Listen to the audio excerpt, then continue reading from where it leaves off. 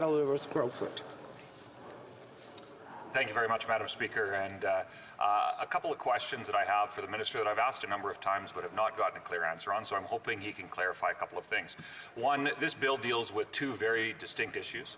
I was hopeful and remain hopeful that it could possibly be split up to be studied in the two separate committees where it would best fit.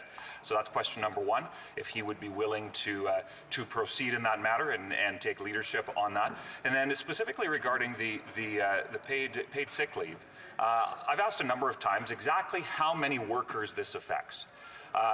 Is it talking, number of thousand? Many workers within federally regulated sectors already have extensive sick leave provisions, either under union contracts or whatever the case may be.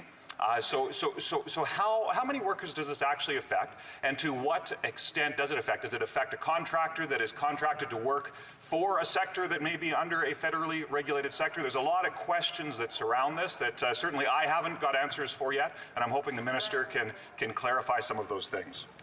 Honourable Minister of Labour. No, and I thank the honourable member for his question, and particularly the last. I would say I will get you the exact number of how many federal workers it does affect. I will say that it is in the hundreds of thousands. It is quite sizable, and that's why I insist that this is a good place to start.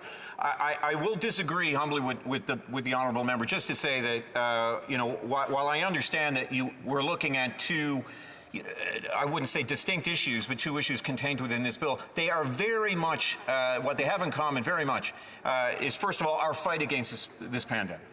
And while that may seem fairly broad, it is not broad when we talk about our imperative to move quickly on it.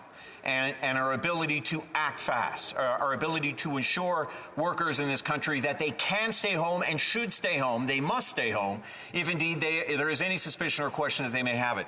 And then secondly, for particularly healthcare workers in this country, that they too know that they can go to work knowing that they have the support of this House, that they have the support of Canadians in doing the duties that we need them to perform as we continue to fight this pandemic through this winter. Thank you, Madam Speaker.